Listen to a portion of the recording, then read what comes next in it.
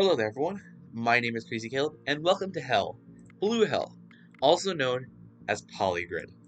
So this is the way the module looks. We have a little 5x5 grid up here, with a series of different arrows representing the columns and rows, up and down, left and right.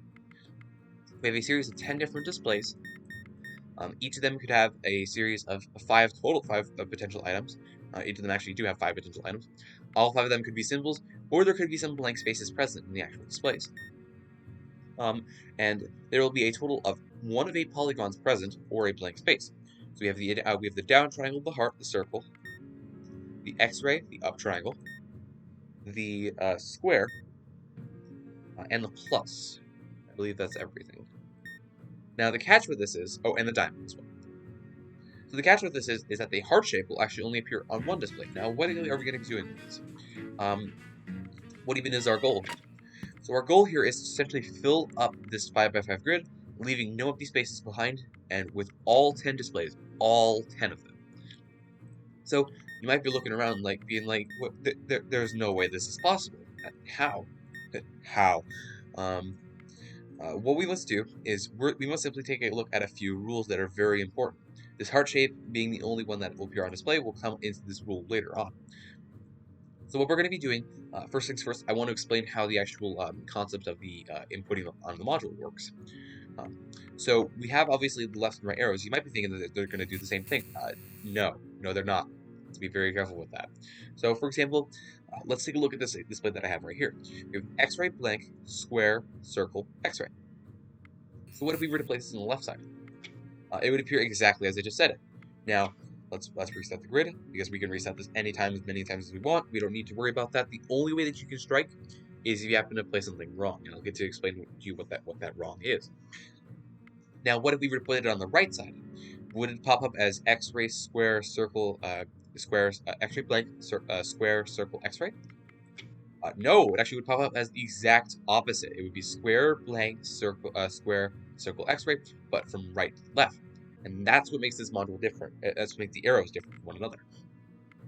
And another thing you happen to know is that if you take a look at the arrows that we just placed it in, both the left and right arrows happen to be gone, which means that no 2 displays can be entered in the same row or column. So you have to be very careful with that. So that's how this module works, and it's likewise the same thing with the up and down. Up starts us up here, X-ray, blank, square, circle, X-ray, and if you happen to guess, it's the exact opposite, just like so. So now, what exactly is our goal here? So our goal here is to obviously put everything, all rows and columns are filled with each display, such that there's no blank spaces left on the grid. So let's get into the whole catch with this module that makes it a little bit interesting. There is a rule called overlapping items, and they're only permissible if the overlapping item is a blank space. Now, what exactly does that mean? If we happen to put this guy down, for example, we have a series of blank spaces in position 3 and 5 in the column here. If we were to place this in row 3, it would work because there is a blank space in the 3rd position, like so. There's no problem there whatsoever. However, the more interesting rule that we need to pay attention to, and it's a little bit less obvious, is the overlapping item matches the polygon it overlaps. Why do I have that color selected? The overlapping item matches the polygon it selects. So, whoa, what exactly does that mean? So let's take, for example, let's take this X-ray, and let's take this X-ray right here. So we have both of these symbols happen to have X-ray in the 3rd position. Note that the 3rd position actually can't be like a flip, because it's in the middle. And if we were to place this in the 3rd column right here, that would work. Note that if we were to place it in any other column with the plus, or the square or the circle, that would actually give us a strike, because the overlapping item does not match the polygon it exists. It overlaps. So that's where the catch comes in with this module. It's very tricky, but it's one of the many things that you have to pay attention to. So I want to get into a little bit of a method that I've learned beforehand, and thanks to Diffuse for actually giving me this actual method that I would like to point out does not work in every single polygrid. It's not consistent, but it's one that I would use for cases that when this pops up. There really is no good way of actually doing this. This is why I call this blue hell, because of the fact that this is a trial and error module. There really is no consistent method that I've been able to figure out, nor have I gotten from anyone else. If there is one, please let me know in the comment section so that other people who do watch this can see it too. Because that's like one of the ways that are helpful, is sharing information that I may not have known at the same time with other people, because they need that information to get better at this game. That's what this is for. So what exactly is this method that I'm referring to? So first things first, let's get into the actual game. I'm going to pretty much get rid of the manual. We've explained everything that we need to know, but the heart shape is important because it only appears on one display. This cannot overlap with any other item, so we need to make sure that we pay attention to the heart item because it's going to be on its own. Excuse me. So let's take a look. Pop this up. So now, what exactly is this method that I'm referring to? This is going to be referred to as the cross method. Thanks to Diffuse for actually giving this to me. This is one of the methods that I've been able to actually do quite a few of these successfully. However, I understand. However, I would like to point out that this is not consistent with every single polygrid. Simply because this actually could not be provided to us based off of the clues that were given. So one of the things that I want to focus on is I want to focus on the symbols, the displays with 5 symbols present, no blank spaces at all. And what we're going to be doing is we're going to be building a cross of the third column and the fifth and the third row. So for example, let's take a look. What we need to figure out is we need to find 5 symbol displays that have the exact same symbol in the third position.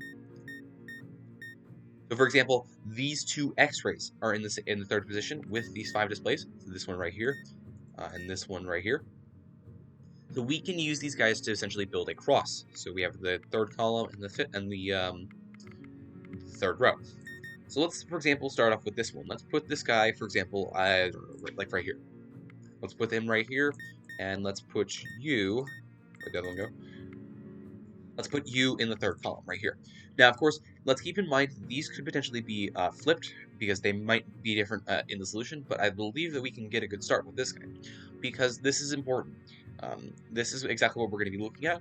And one of the things that we want to make sure after we put this crosses in is we want to make sure that each of these that each of the other displays can be covered essentially by the middle symbols, because these are going to be our middle symbols. We want to make sure that there's nothing that is not present in the display. So we have a plus, we have 2 potential options here. We have a square, we have a couple options here. We have a down triangle, we've got a couple options here. We've got a blank space, we've got a couple options there. Quite a few, as a matter of fact. We've got another down triangle, that's good. We've got a square, that's got a couple options. We've got a circle, that's good. And we've got a diamond, that's good. And then back to that plus. So this means that this actually could be potentially a good option. It's going to be using these guys, so I believe we have a good start. So that's just one way of making sure that you can actually cover it. Because, for example, if I happen to have an up triangle somewhere in the middle display, that would automatically not work. This would not work because there is no middle symbol that is currently freed up that we could use to cover an up triangle as in the third position. So we have to make sure that we can keep track of that. So let's get into the whole thing of this. Username refers to this as BOGO sorting, which is pretty much just trial and error. Actually, that's just the way to refer to it. It's just BOGO sorting. But essentially what we're going to be doing is we're going to get into this module, and we're just simply going to try some things out. But I believe that this is going to be a good start. I believe that this cross could either potentially be rotated or potentially just be the exact same way. However, we need to make sure that we place everything in the correct position. So for this first display, we have a couple options here. We have the second column and the fourth column, because of the fact that the plus is in the third position here. The plus being in the third position, that can overlap with this position right here. So we'll have to keep that in mind. Let's keep looking around. Let's see if we can get any guarantees that pretty much make that spot pretty much guaranteed to be happening there.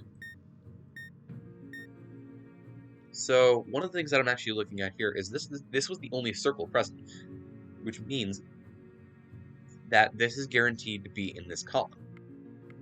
We pretty much barred off this column to whatever else there was. So I don't know. Let's try place it right here. This is a good starting point, which means we could either flip it next time around if this happens to not be correct, or we can go from there. Now, immediately looking right off the bat, we can actually place this guy in this first row here. You can place this guy, place plus blank, which covers the down triangle. Third symbol is a diamond, blank, and square. So this actually happens to work for us. So what we can do is we can simply place it on the right side here to place this in reverse side. So this would mean plus a down triangle diamond, blank, square. And just like that, that happens to work. That actually worked. I didn't even intend for that to happen. Now let's take a look around here. Circle, X-ray, plus X-ray. So this does give us a couple options. We could fill up this column right here. Get this one done here, because the blank space is the fifth one, so that would be up with that down triangle. Sorry, that was my dog if you heard the little knocking sound. Or we can essentially put this guy right up here to finish this row up, because we don't have any other options to put it up here. So let's try it right here. I don't know. We'll see what happens. Oh, here we go. So we could potentially place it in. We could potentially place this guy in this row here, because of the fact that we can start off with X-ray in the first position over here. Actually, it doesn't really matter which way we place it. No, it does. It does, because if we place it on this side, what it would be is it would be X-ray, blank, square, circle, X-ray. We need to place it on this side because of the fact that the circle would go in the blank spot and the X-ray would go in the blank spot. So we need to place it like this. But there would be a series of overlapping symbols that we need to pay attention to. So we have that option covered. Next up, let's take a look at what we have left. We have a couple options left that could make this a little bit interesting. Oh, this happens to match the exact same thing in row 4 here. Right here, because this happens to be second position is an X-ray, third position is a down triangle, and the fifth position is a up triangle. It happens to be literally the exact same, so we can actually just use that guy up. We don't even need to worry about that. Huh, neat. Next up, what I want to do is I want to pay attention to the two columns. We have two columns and we have and a row left. So that means we have three displays left that we can do here. Now this does get a little bit interesting. This is going to get a little bit weird. We could place this down triangle in this column because of the fact that there's that circle in the fourth position. I believe that actually is our only option, and we're getting surprisingly far with this.